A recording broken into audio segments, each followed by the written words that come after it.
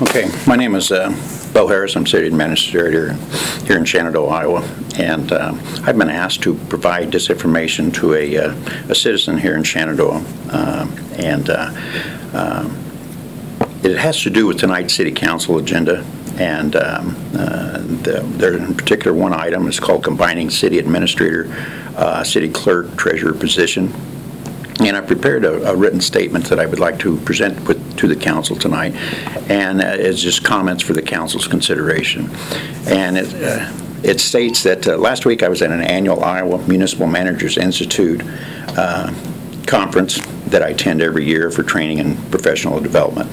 This year's conference was of special interest to me for a couple of reasons. First, attendees from several states representing the International City County Managers Association were in attendance.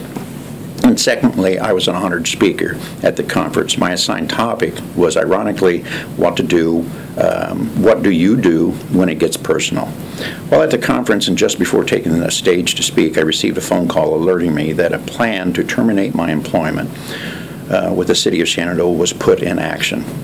The plan was to combine my position with the soon-to-be vacated city clerk treasurer position, and I would have to apply for the position along with others.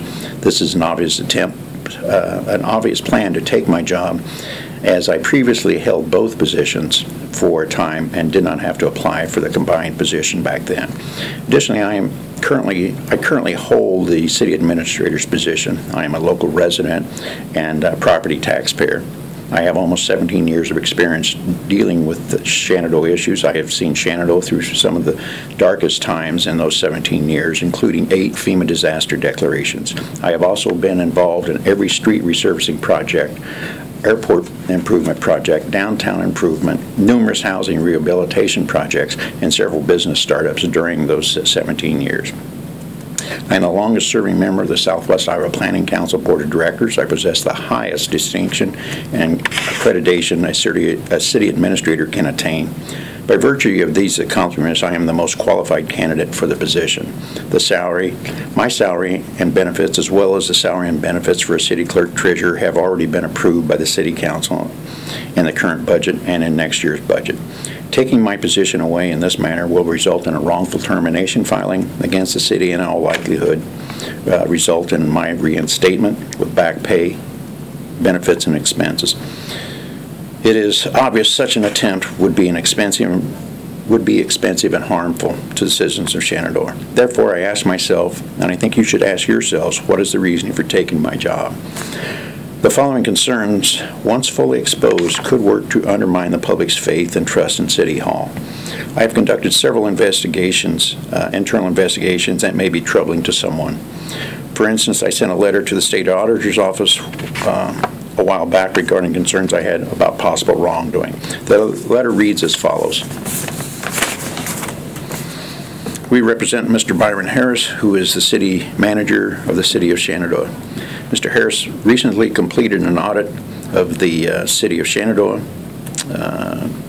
Your office recently completed an audit of the city of Shenandoah. As part of that audit, Mr. Harris was asked, in essence, whether he could certify that he was unaware of any fraudulent activity or other irregularities.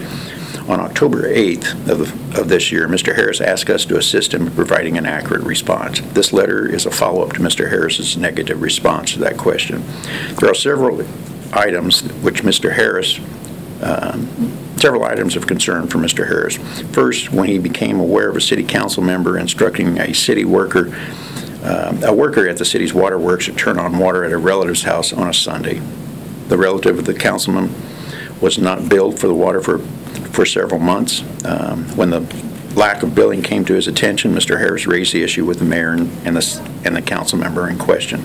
The relative then came in and paid a fixed amount bill for the months in question. It appeared that this transaction was improper.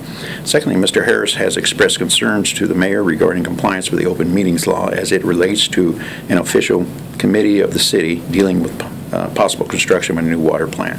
These concerns have not been addressed in a timely manner.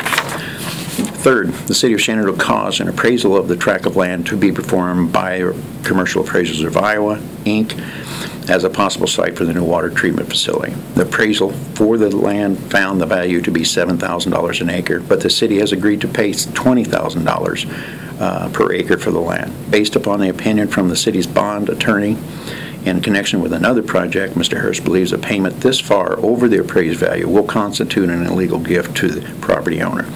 Relying on the protections of Iowa's Code, Section 70A.29, Mr. Harris wishes to bring these and other matters to the attention of your office in response to the on-site auditor's questions at the end of the audit process. The state only addressed the missing minutes of the Water Committee meetings. The other two items are still open and unresolved. I have a legal opinion concerning the land purchase. It reads as follows. As to property acquisition, the Code of Iowa does not prescribe procedure. Under Iowa Code Section 364.6, the city is free to establish its own procedure. The reason we encourage cities to obtain appraisals as part of the any process adopted is that the Iowa Constitution prohibits a city making a gift. To pay more for property than it is worth is a gift to the extent that the access above actual value. The appraisal gives the city a base for determining value.